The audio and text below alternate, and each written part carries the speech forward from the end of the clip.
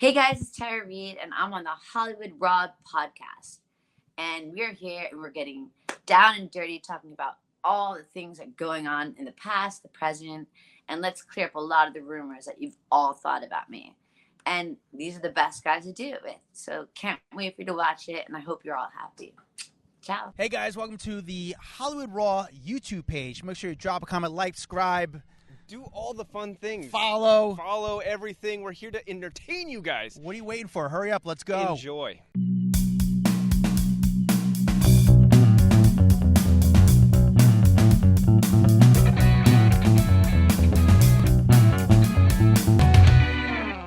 Tara, thank you so much. You have no idea how excited we are. We have been doing this podcast for a couple years, and you have always been on the top of our list to have on this podcast. I know that it just has never worked out until today, but I am so excited. We're going to get to all the fun projects you're working on, your appearance on The Boys, being on the show Ghost, EPing this new project, Walking in LA. We've got so many things that we want to talk about, but we need to do some ass kissing first. All right. You've been our dream guest for many reasons.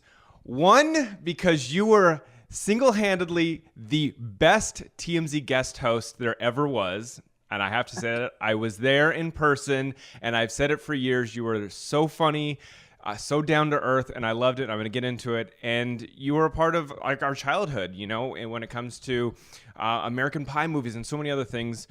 Thank you for joining us. It's lovely to be here, and I'm happy to be joining you. Obviously I've known you since TMZ, and actually you were my favorite as well. And, yes. I'm glad you got to move on in another direction, and we all did. But yeah, thank you for having me.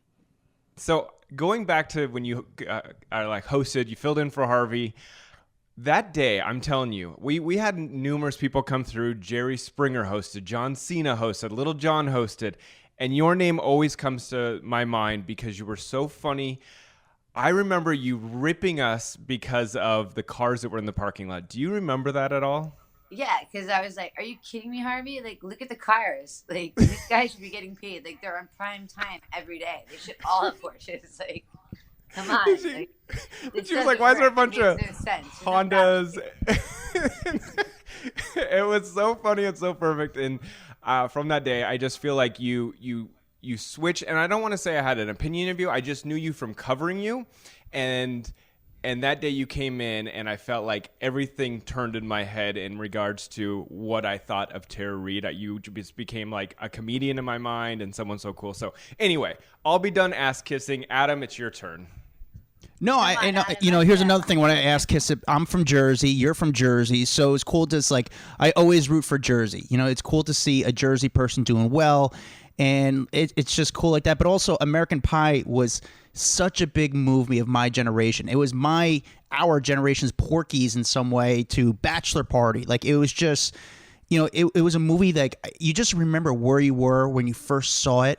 And I feel like looking back at that time, the trailer of the movie didn't even really showcase what the movie was. And then you saw the movie and you were just like, laugh out loud, just like, it was just so good and so funny. And it was just like, I remember buzzing about this movie and telling everyone, have you seen American Pie? You have to go see American Pie. This is when people were actually going to movie theaters. So again, another part is you were just a big part of our youth you were a hot chick. You were our girl. You were the girl we had posters of, from Maxim to FHM. Like, they were our girl. It's so funny, and I appreciate that you say that. It's so funny. So, well, it's not funny but my house just got flooded, and so now we're looking for like new furniture, and they're demolishing the floors, and it's a whole mess. And so yesterday we went into a bed store to get a new mattress because it got flooded, and I went on feeling every mattress, like which one's better. It's soft, it's hard, it sounds very weird if I just said that, it's soft and hard, but whatever. But the guy comes up to me and he's like, you have no idea.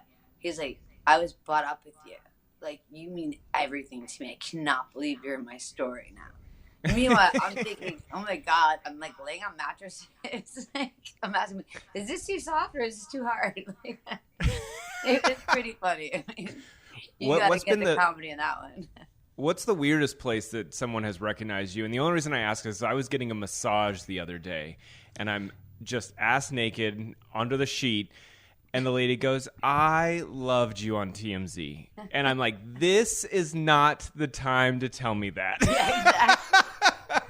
I mean, I've had a lot of awkward situations, but the bed one yesterday was a little awkward. Because, like, the whole thing I was asking was a bit awkward.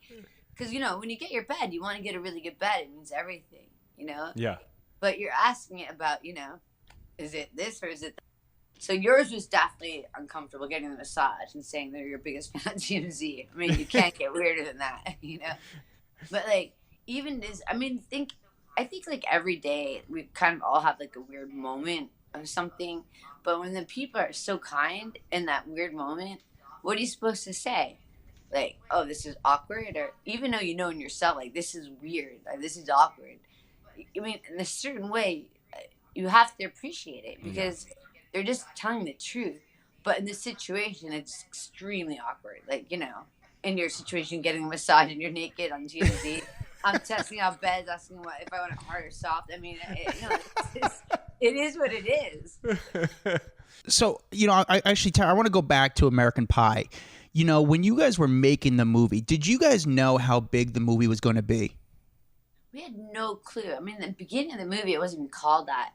It was first called something like how we could make a huge comedy under $10 million for a huge studio. I think that was what it was called at first. And then it was called Great Falls. And then Great Falls was a high school, the guy that wrote it from Michigan. And then it changed. And then finally they changed to American Pie. But it went through its whole stages. And most actresses and actors that read the script, the first one, they were all like, no way, I'm not doing this movie. It's way too graphic. It's way over the line. No way. So many famous celebrities passed on it. And it turned out to be our blessing and they're probably their curse. Like, look at like the most person I'm so proud of right now. Look at Jennifer Coolidge. She's killing it, you know? So and she even said it in her speech. She's like, I don't mind doing American 5 and 6. I'm like, yeah, go Jennifer. So who actually passed on the movie then? I don't know the names. Like, obviously they don't tell you, but I just know that it was like a high rung of people bigger than we were at the time. And then once we all did it, then we jumped the stage again. And so many people like later said, oh, we should have done that movie. We should have done that. And how many auditions did it take you to actually land the part? Well, for American Pie, I was shooting Urban Legend. So I was shooting that in Toronto. So they already, like, we talked and my agents were, you know, but I had to come in the final audition, you know, so I didn't have to go through, like, 10 auditions. So I literally flew in, did the audition, and flew right back out because I had to shoot. And, they, you know, the producers were nice enough to let me even fly to take the audition. So I flew in. And, you know, Urban Legend is a horror film. It's completely different than American Pie. I flew in and I did the audition. I thought, I don't think I'm going to get this one. Like, I'm a little, like, on a freaky side, like, horror, you know. Like, but I did it. And then I landed in Toronto. And I got the call that I got the part. But I really didn't think I was going to get it. I really didn't. But and they worked with me a lot on it. Like, a lot of times when you do auditions, you get like one time to do it, maybe 2 times to it. And they're like, okay, thank you very much. Bye. You know, you're like, wait, I can do it better. You know? But they did work with me on the character. They did let me play with her, you know, and try to direct me. And, you know, I give them props for that because they were trying to find it if they had it, if I had it in me or if they had it in me to play this role. And, it all worked out. It was such a good movie. And then when the movie took off, how did your life change? Like, not just your career, because I'm sure your career changed. You started to get more auditions and roles, but how, you know, part of your career, how did everything change from that? I think it changed a lot because at the time I was also dating Carson Daly, you know, so we were kind of like the first kind of it couple before there was the it couples. We didn't get the name together, thank God, but you know what I mean? Yeah. But I remember we were living in New York City, and I remember just so much was going on. I had at the time, I had, you know, we had American Pie out, like Josie and the Pussycats, Urban Legend. They all were kind of at the same time, the same area, Cruel Intentions, and in New York, they have like the little newsstands, and then they have like delis, and they put all the magazines up. Yeah, little And bodegas, yeah. Yeah, and I remember walking outside my apartment in New York, and I look over and I look at the stand, and I was on the cover of Maxim. I was on the cover of what was it? FHM? Vogue, Teen Vogue. I was on the cover of Rolling Stone. I mean, like, it was insane. There was all these covers at once, and I was like, holy cow, like, this is crazy. I didn't realize how big it was and how big they all came together. Because, one movie is something, and then once you get another one is something, and then they build up, and you're like, all right, now she's big. And so even if it's a movie from a year ago, but now you get all these, they all take the press at the same time, like a snowball effect. And I didn't understand it, but I understood it. It was the first time I realized that, wow, like, I think I might be famous. I was scared or nervous, and I didn't even see it like that. But I'll never forget that moment when I saw all those covers in the magazines, like in the shops, everywhere. Just everywhere went staring at me. Just walking home, getting like cream cheese and a bagel. So I got it every day. And then it was like you became a household name like instantly. It was like overnight. Yeah, so wild. So I'm not an actor. I don't do movies or anything like that. I don't know how residuals work. Does that movie still pay money after all these years? Oh yeah, they all do.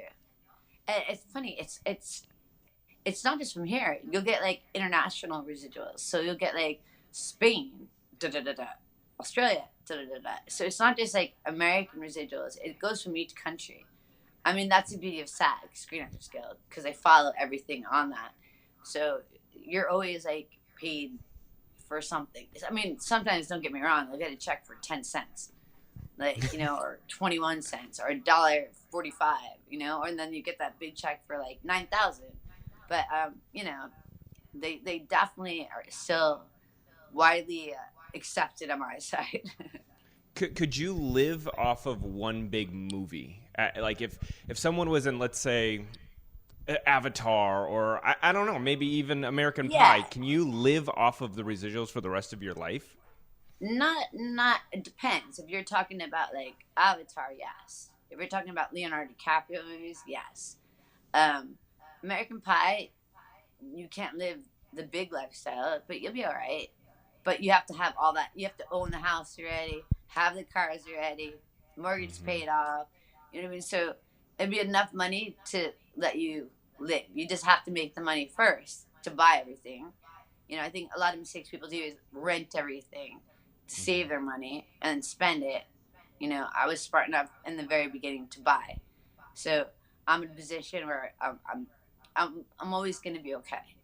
I'm never going to be like, hopefully I'll become a billionaire one day. Like the song, I want to be a billionaire. Like, like all of that. Like Oprah's magazine, like everyone's that. But at the end of the day, I'll always be okay. I love what I do. I'll keep always working, even when, times are tough or the media can be tough on me. I've never given up on myself. I've never given up on something that I love so much, and that's acting. So when you love something so much, and any career or any field you do, I feel like you love, your podcast. You've been so proud of this for so long. I know, like, we've been trying to get together on this for a while. It's your passion. So when you love something that you work on, my advice to anyone is just keep doing it, because it will pay off. Like, you're going to go through hardships, like hard times, good times, and say sometimes, let's just give this up, forget it. But that's your biggest mistake. As soon as you do that, bam, the biggest job comes out. And that's just like believing in yourself. And I know, like, in this last few years, there's been so much trouble with people with mental health and, like, COVID, it's been really extremely hard on everyone, especially in the entertainment field, because, it's just gone to almost nothing. Everything's shut down constantly, and there's very few actors that are working. But you don't give up, and you just keep going, and you just keep going, and eventually something will click again. It always does. It's just patience is a virtue. Yeah. No, it's nice. It's actually really nice to hear you say that because, again, you've been in this business for a long time and there's been some amazing moments and there's been some hard times, but I think one thing about you is you've always kept punching. And I think that's what people love about you. Like you've made fun of yourself. You had fun with it, but you never gave up. And obviously your passion for acting shows because you got some really cool projects in the works. And it's like, oh, cool. She's still fucking crushing it. So it's really cool. I have a question for you, though. Like, me and Dax have covered a ton of red carpets. We know what it's like on our side of doing it, but how is it like for you when you walk the red carpets? When you're going down the red carpet, there's a lot of pressure because you're there to promote a movie, but obviously you want to look good, you want to do these interviews, and you have to take the photo. But our audience hasn't been to, not all of some of our audience has, but not a lot of people have been to a red carpet and experienced it like you have. What is it like from your perspective or your side? I think there's two sides to it. So, if it's your movie, totally different. If it's your movie, you're on the red carpet, you have a lot more power, so you can control the interview more.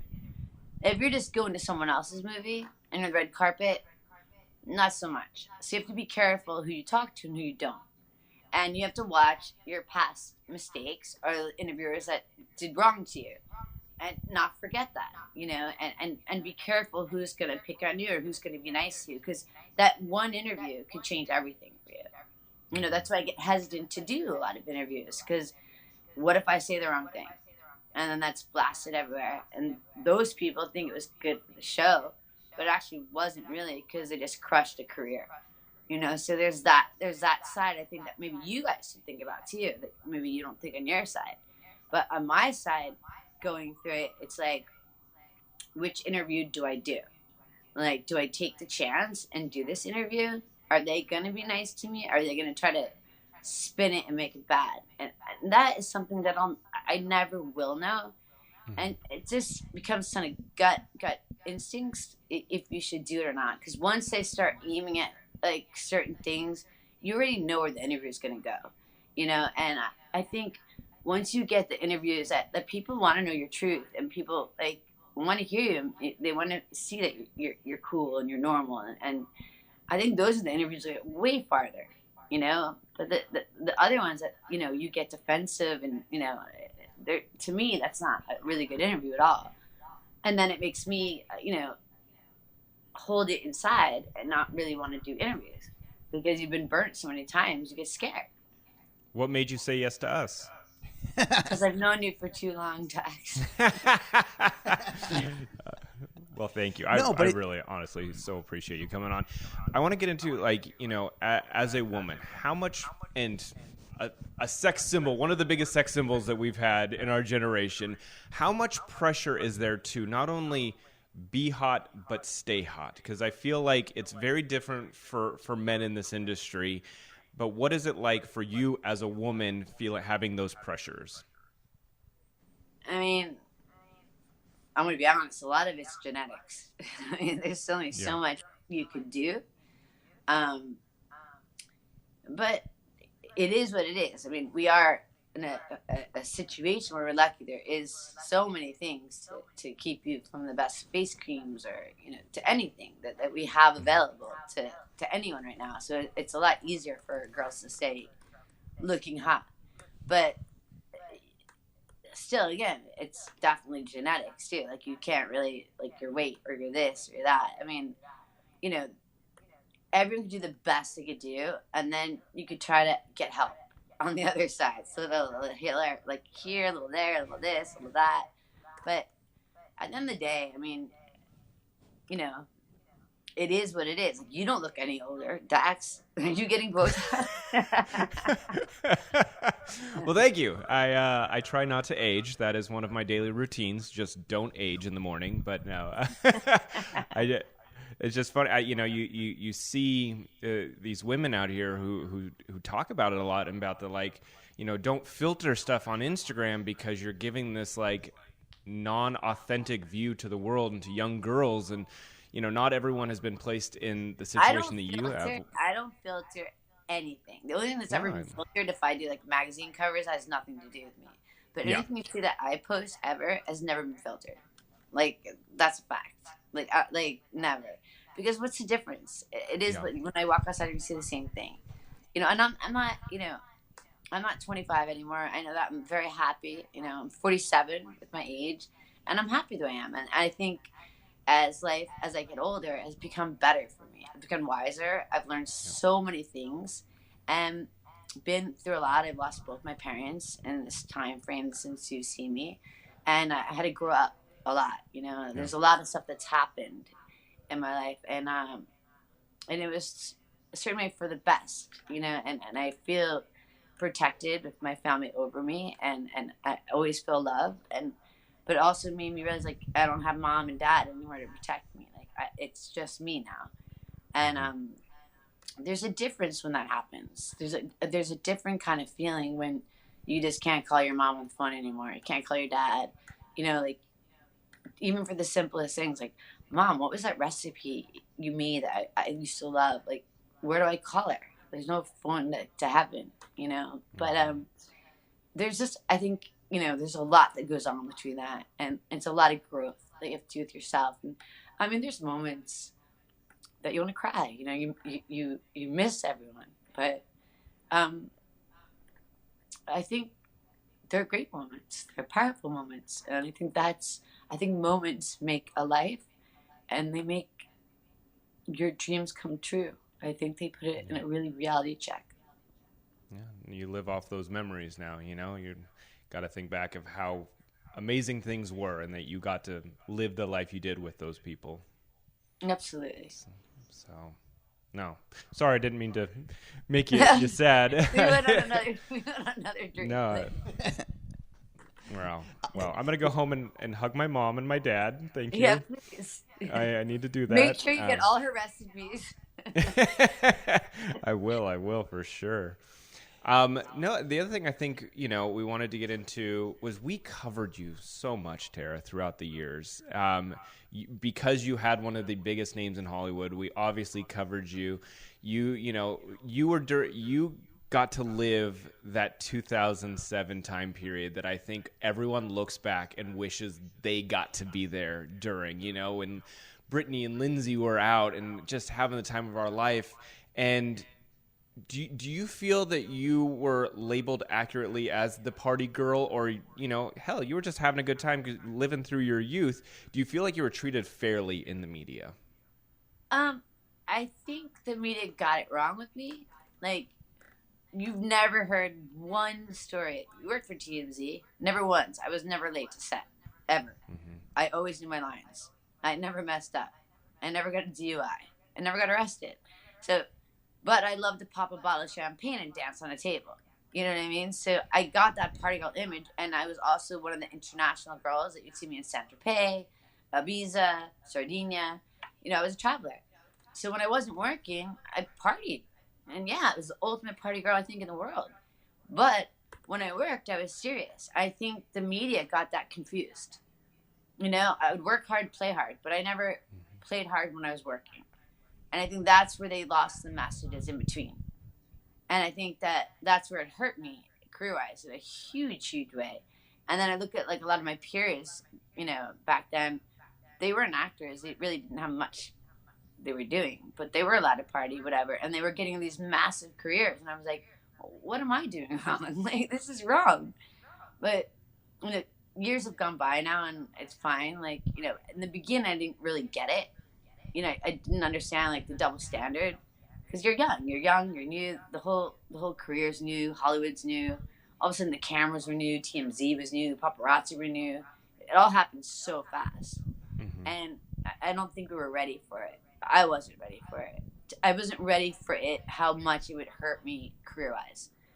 If I knew then what I knew now, I wouldn't have gone out as much. You know, I would, but I would have stayed home. But we didn't know that we had to do that then. And it's kind of like, it's like, all of a sudden you guys all came out at once. It was crazy. And then I became a focus because it was so easy to focus on me. Like, why not? She is crazy tonight. She danced at tables tonight. Like, she's doing that. Like, it was so easy. You had me and all the girls. Everyone was doing it. I think they got to skip the line, and I just, to this day, I still think I get a lot of the punishment from it. But I think we're finally getting over that border, which is finally, it's only taken me like 30 years. But yeah, I mean, I get it and I understand it now, and I'm not mad. Like I forgive the whole situation on everything, and like in my life right now, I'm happy I'm alive. I'm happy, healthy, and everyone around me is, and I just want to live each day, every day like it's our last day, because in these times we really don't know what's going on. It's absolutely madness, so I just want to. I mean, that's even why I did this interview with you, because I know you've wanted to do it for a while, and I said, you know what, let's do it now. It's time. Yeah. And I mean that from the bottom of my heart. I appreciate you saying all this, and I think part of the why we wanted you to come, again, we started doing this podcast years ago. When we first started doing it, we were rumbling off guests who we love to have. And you were like the first person that popped in our head because, again, you're a very famous actress, and we loved American Pie and Van Wilder. I mean, I could go through your whole Rolodex of films you did, but then also, you were an interesting person because we sort of covered you. We weren't, I mean, I could say, and I think Dax, we're both not the ones to throw you under the bus. We were just kind of like working for the Army, but just, we weren't the ones really kind of putting the pressure on. I think there's other people in the media who are sort of labeling. We were just kind of, I don't know, just guys on the ship just stirring it. But we just want to hear like about your side and your perspective during all of this. And so your time during that, like the people, do you think like, and I just want to know, because I know from my sources, but like were people trying to sell you out? Like, did you like notice like your friends in the Hollywood circle like trying to tip off that? Oh, I definitely saw that. Yeah, I mean, I didn't know who it was. I had ideas, because there's no way that there's certain things that would come out that there's no way that anyone would know that, And then we had a couple of friends that we started figuring out that was definitely going to TMZ, and we started chopping the people down more and more. And I had a lot less friends. It got smaller and smaller and smaller, and probably to this day, I probably have like 8 friends in the whole world, like that are really my friends. I have a lot of acquaintances, we all do, but that I really trust. And but in the beginning we didn't realize that. It was very confusing.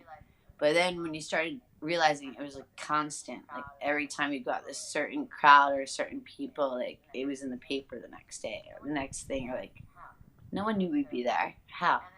So, and then people got money off these leaks. And the more they got money, they loved it. So they would just leak everything, even if it wasn't true. So part of the reason why I was getting annoyed with TMZ is because, and it was known to cover its facts. And you guys know that, Mm-hmm. And they didn't cover all their facts all the time.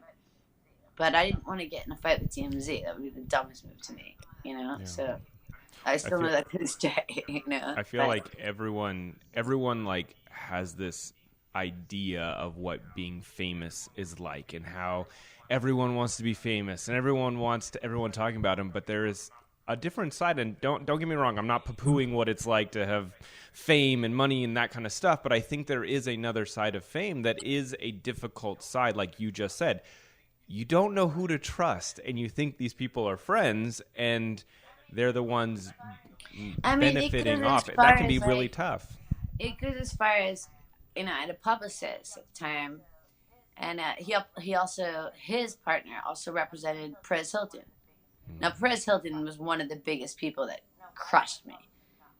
No, why is my publicist not protecting me? And how does he know this stuff that he's putting it out, and Perez is writing bad things about me every day? I mean, it's all hand in hand. Like, and you don't want to believe it.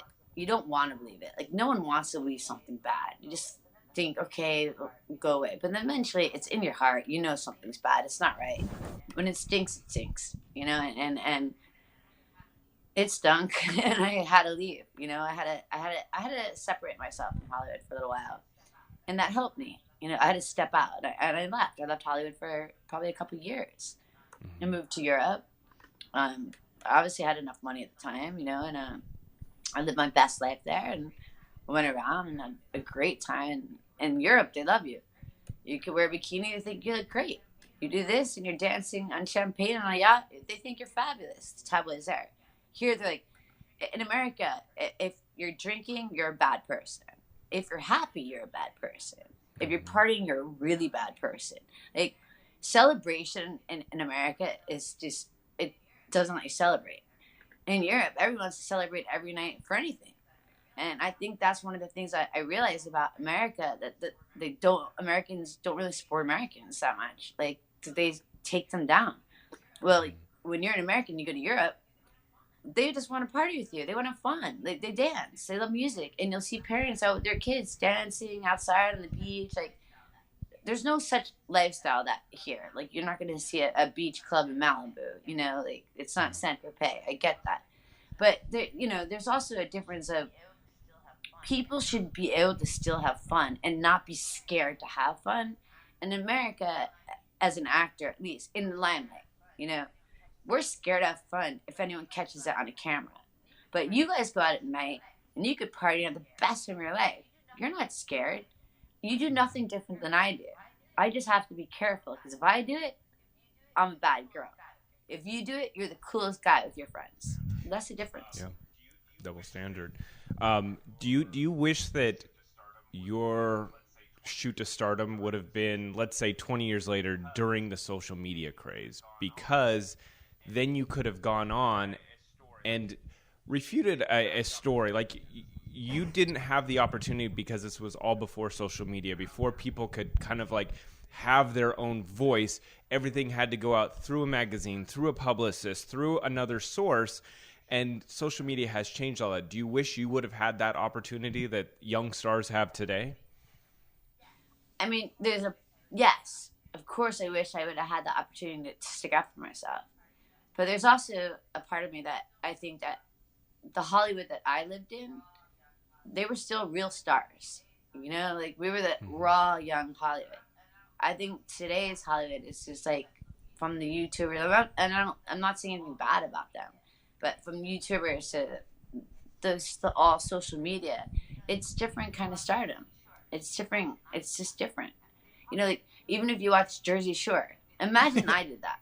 They probably would have killed me. Like, not even, like, literally, I probably would have gone to jail. Jersey Shore, they're all making trillions of dollars now, and they're making another one now, and they all had babies and stuff. Well, I don't get it. If I even did one thing like that, that's it. Terry's done. I mean, I think the double standard, especially I think when it came to me, was just out of control. But obviously during that time, I think a lot of people saw you and were like, fuck, she's living the life. Like, I wish I could experience that just for one night, because you were, again, if anybody else was in that position, I think a majority of people would have, of course, they want to go out, celebrate, hang out with the cool crowd, see these people. I mean, it was pretty cool and fun. So what was your coolest Hollywood night? Like, the wildest night in Hollywood, where drinking champagne, popping bottles, a lot of people around you. It's that night you look back like, fuck, that was a crazy cool night.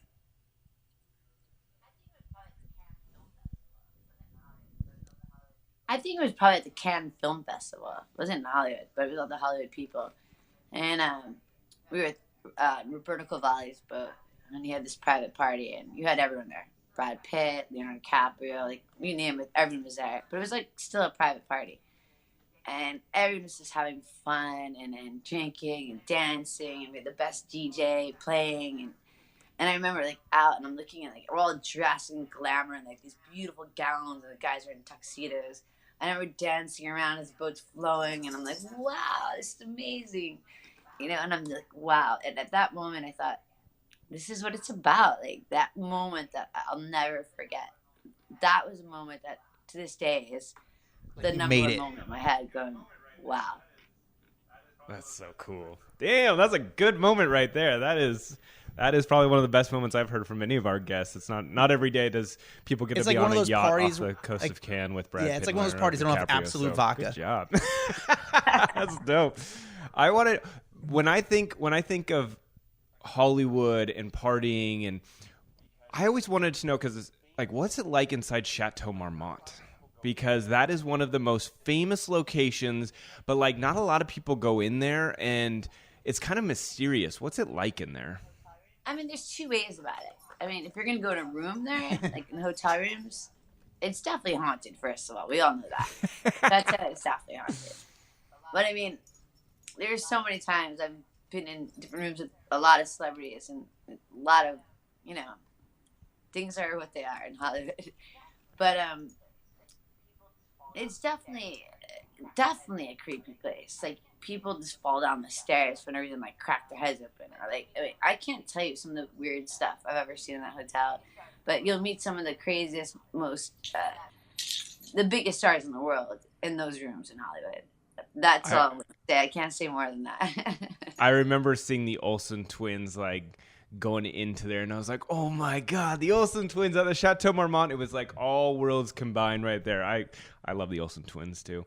Can I ask you about one other famous TMZ video? Sure. So obviously the video that they have played a billion times was the Kim K Paris Hilton video where they walked in. But that one was unfair because you know what happened to that video. So right? That's what I want to get to, Tara. Because the rest of the video, story that no one else ever played. TMZ lied. They cut off like get into you. I got in right after. Yeah, it looked like that. But then TMZ cut it. That's not what happened. They let them in first and went right after. It wasn't the story that TMZ pretended it was. But TMZ did that to me all the time. You know that. Like, they just loved to pick on me because I was a story that could always be the bad story. And, So what was the rest? So tell me what the rest of that night was like for you, the night that no one else saw. Nothing. We went inside and everyone had the same time. Everyone was happy, cool, whatever. But I knew the next day what was going to happen. And then when TMZ kept playing that and the whole world kept playing that thing over and over again, it made me feel like an idiot, and it hurt my feelings. And it shouldn't have happened like that anyway, but it did. So you got to get over it. But at the same time, it was like, come on, man. Like, why did you have to cut the video there? In real life, TMZ definitely has a stock where that it wasn't cut off right there. But they chose to because it's better for the show. I get that, but that to me, like, I don't even care about that. That's like the least of my worries of the past, of the things that I worry about. But yeah, that wasn't cool. I've always in my mind thought that you got in and like went and sat with Paris and Kim and had a great night. Did. That's like always what's been in my brain. So I just did. was always curious if it happened. Yeah, we did completely. Like the whole looks and the whole thing made no sense. How do you deal with the paparazzi on your end? Like, especially during that time, like what were you doing? Would you talk to them off camera and like, would you work out trades? Like, hey guys, get me going in. Like, how do you develop that balance of being? There's certain paparazzis. Like, you gotta learn who they are, like, honestly. And there's certain paparazzis that actually become your friends. Like, you'll be like, please don't take a picture of me tonight. I give you pictures every single night, but not tonight. And they'll literally put their camera down, like, on the ground out of respect and just let you go. There's a lot of that no one ever hears that side about paparazzi. They're not all bad. Mm-hmm. Then you have the ones that just try to make the worst picture at the worst time and try to ruin your life. But there's also other ones that actually care. So I have to give a paparazzi not, 50-50. Sure. Yeah, you're 100% right. It's a relationship. It's a balance. And, you've been around a lot of them. And, there's some of them where, like, again, they're just trying to do a job. But you were also around it during the time where, like, you're going into the car and they're just filming you the entire time. Like, you walk out of a club at 2 a.m. and like you walked into a reality show where they keep the camera and the light on you because they're just waiting for something to happen. Yeah, but those are the bad ones. And then even if the good ones are around, they'd be like, hey, man. Have you ever seen some of the videos where the paparazzi get in fights with each other? Oh, yeah. Like, it's amazing. Like, there's some that, want to make that dollar. There's some that say, all right, I'm going to make the next dollar there because she's going to let me have the only picture. And that's the truth. So it just goes either way. There's some that have are relentless. Some have a heart. And you know the difference, just like we all do. We have instincts. We have to go on our instincts. And even if our instinct is wrong about the person, it's not ever really that wrong. Trust me. So we have a group on Facebook. It's our private Facebook group. It's called Off the Record. And we told them that you'd be coming on and just said, hey, is there any questions? Because our fans don't have access to Tara Reid. So we were like, do you guys have any questions you would like us to ask her? And one of the questions came in and said, how has Hollywood changed you after you get negative press? How does that change a person in Hollywood? Is there an answer you can give to that person? Yeah, I think it makes you more defensive. It makes you much more aware of your surrounding. If you're smart enough and have a heart, you're not going to let that beat you down. Because why? Why should the bad person beat the good person down? But you just have to be more aware of what's around you. So at the end of the day, it's made me smarter. It's made me more aware. My instincts are better. So I don't find it as a bad thing. I actually find it as a good thing, because if it wasn't for all those bad things, I would be sitting here with you guys right now talking about it. Yeah. What about, and I had another question come through, is what do you want your legacy to be? What do you want your legacy to be? Do you want to do like talk show, hosting? Like, what do you want people to remember Tara Reid by? I had this, I don't have it with me. I'm at home right now, but in fourth grade, I had this assignment. It was this book. It's called All About Me. And it had to be from the day you're born, from your birth, how much you weighed and this and that, to from 1 year old, 2 years old, then went to kindergarten, first grade, and ended at third grade. And it was all these pictures of your family and stuff. And then it had the future, you know, at the end. And this is like, I mean, this is what I was thinking back then. And I had a picture of it being married. And I had a picture of like a husband and wife, not me, literally, but cut out a picture in a magazine of a husband and wife. And I cut out a picture of babies. And then I cut out a picture of the Academy Award. So let's see what happens. I like it. It's a vision board. That's great. But I did that when I was like 8. You know what I mean? That's crazy. So hey, you never know. You never know, Tara. It's like, listen, we're sitting here talking about, you know, Brendan Fraser up for an Oscar right now. You know, I would have never thought Brendan Fraser would be there, and the guy has persisted and worked, and he is up for a motherfucking Oscar right now. I love it. So yeah, it's so cool. I don't know. It's just I love stories like that, and you know, I hope that one day all your visions come true. Thank you so much, you guys. I really appreciate talking to you guys today. You just did a guest role on Ghost, which is obviously a huge show. How did that come about? Were you nervous to film it because it's obviously so big? No, Ghost, by the way, is the coolest show on TV. Like, I'm not just saying because I got this part in it. But the whole funny part is I play myself, which is not really me. And the character I play is obviously Tara Reid. But the guy, so Ghost is all about these dead spirits that haunt this house. And there's 2 living people that are alive in the house. And the one girl fell down the stairs. I mean, she did. She got to see the ghost, but the husband never did. So she's talking to the ghost all the time, and then he finally believes her. But there's like a house of like 20 ghosts, so they're never alone, you know.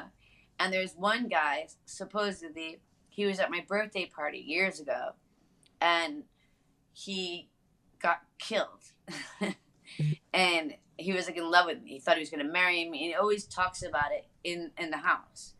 So they find a piece of some, like, whatever. Anyway, I go to the ghost house that's haunted, and he's like trying to like get in touch with me, but I didn't know he's the ghost. And I can't say him. I'm telling way too much. I'm probably gonna get in trouble. But it's really funny, and it's such a great cast and such great like producers and like everyone on the show. You couldn't ask for a better show, and like it's just funny, and everyone is just amazing. You'll love the show. Like, honestly, watch it because it's really, really funny. That's awesome. And Walking in LA, I know you're an EP on that, which is a big project for you right now. Is there anything you want to tease people with that? Yeah, I mean, that's fun. It's about, you know, I can't say everything, but it's about a dog walker. I'll put it that way. He winds up taking a lot of celebrities' dogs and walking them, and all the demands the celebrities have, and how the dogs act, and like what happens inside, you know, with their hair, this, that. But it's really funny. It's like, what's the movie with what is it with Jennifer Coolidge and what's it called? The dog one. Best in Show. Oh, yes. Yeah, It's a little bit like that kind of whole idea. It's definitely hysterical, and I think it's a great. People love dogs, you know. People love goofiness and stuff like that. So I think that would be a really good show, and yeah, I'm really excited about both of them. So it's pretty good right now. I love it. Tara, thank you so freaking much for coming on the podcast. We have looked forward to this, and you did not disappoint. I loved hearing your perspective on so much throughout the years. And if anyone wants to follow her, obviously she's at Tara Reid. She is the OG Tara Reid, so she better be having her handle on IG and Twitter and everything else. And thank you again. This has been really, really fun. I so much appreciate it, you guys. You were awesome, and I had a great time. And thank you. Tara Reid. I know, dude. I love it, dude. I don't man. think our listeners understand what a big deal that was, because we have been trying for so long to get Tara Reid on this podcast, and what it started off was we would contact people who would claim to be her reps, and then they weren't, and so we would spend all this time talking to people, and then months later find out oh, you don't even represent Tara Reid, or these publicist managers. It was the weirdest maze trying to get to her, and it took us literally years to finally get through to her, and I am so excited that just happened. So let me ask you this, Dax. We always have people write in our Facebook group off the record. They're always like, you guys should have Jennifer Coolidge on. You should have Miranda Lambert on. Why was Tara Reid so high on your list? She's high on our listeners list too. She was high on my list because yes, you're right. Why for you specifically? Because I felt like she was very misunderstood. Number one, and I'm telling you that because of my interaction with her at TMZ and how she came in and blew me away with how freaking cool she was after years of TMZ roasting her. You know what I'm saying? And she came in. Not just TMZ, guys. Let's make that clear. It wasn't just TMZ. This was everyone roasting her. 100%. But I'm saying because I was at TMZ, so I firsthand witnessed roasting. You know what I'm saying? And for her to come in, knock it out of the park, and have a great time, and joke about herself, joke about us, joke about it all, I just had so much respect for that it's I've always just wanted to I've wanted to tell her, number one, but then I've also wanted other people to see how cool she was. So now that you talked to her, you just got to talk to her for 45 minutes, kind of ask every single question that you really wanted to. Now what's your thoughts of her? How has your perspective changed, or did it? Now what do you think of Tara Reid? No, my perspective doesn't change. I still really like her. I think she's dope. I think she really has been misunderstood. What's interesting is, the parting stuff, her saying, I didn't realize how much it was going to hurt my career. And I think that's kind of sad because she was having fun. She was just enjoying her life like every other young kid at the time, in their 20s, having a good time. And you don't think about the repercussions. And why is it that other people like Leo, you see Leo out partying, doesn't mean he's going to not get movies. It was people had a target on her, and they went to town, and it hurt her career, and that sucks. It's sad. Yeah, it's sad. And as I'm doing this, I'm drinking while doing a podcast. So my building had a party downstairs, and they had free booze. So I was like, all right, I'll take a free beer real quick. So I've been boozing while doing it. But what was your thoughts on the whole thing? I think it's just I wanted to hear from her, and I wanted her to say it. And I didn't want her to say it, but I was just curious that she would admit to it. That whole label hurt her career, and it did, because she had a good career. She was so pretty. I mean, she was at that time, in that era, the Maxim magazines, the FHM, all that stuff was so big. She was on the cover of that stuff. She was a sex symbol. But then she got labeled because it was good storyline. It was a good angle for people to buy magazines. And of course, she was everyone made money off her except her. Yeah. And it's a little bit sad in a way. However, I think it's really cool that she could kind of keep punching and laugh at herself and address it, because she couldn't address it back then, because there was no social media. She just had to kind of accept the punches.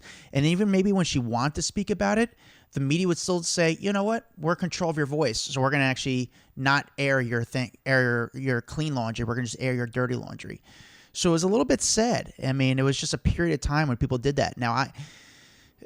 But again, she very honest in this interview, and it's just one of those things where just like, I don't know, like I said, this is my fourth time saying it. When we started this podcast, we said, who do we want on? And she was like on the top of our list, and she just came on, and for me, she delivered, you know. It was just cool to hear her side of everything.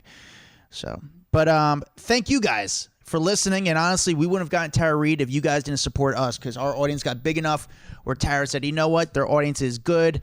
I'm going to come on the Hollywood Raw podcast. So thank you guys for listening. Make sure you guys like and subscribe us on YouTube. We do have a video portion of this podcast on YouTube. We're on TikTok. We're on Instagram at Hollywood Raw Pod. We also have a Facebook group that we said in the interview called it's called Off the Record, where we kind of interact with you guys. You guys kind of talk to each other. We find out stuff that's going on in Hollywood news. It's just a really cool community. Find me at Adam Glyn. Find Dax Holt at Dax Holt. And go leave us a review, please. If you like this episode, go tell us why you like this episode. Go to iTunes, scroll to the bottom, leave a review, 5 stars, and just say, you know, maybe what you learned about Tara, what you liked about it, whether or not we were annoying. I don't care. Just leave 5 stars because it helps us massively. So thank you guys for all your support. We appreciate it. Dude, that was like bucket list shit right there. Love it. Bye, guys. What's up, guys? If you like that video, there's plenty more where that came from. Make sure you like, subscribe, hit the bell so we can just feed you all the goodness daily. Hurry up. Come on. Let's go.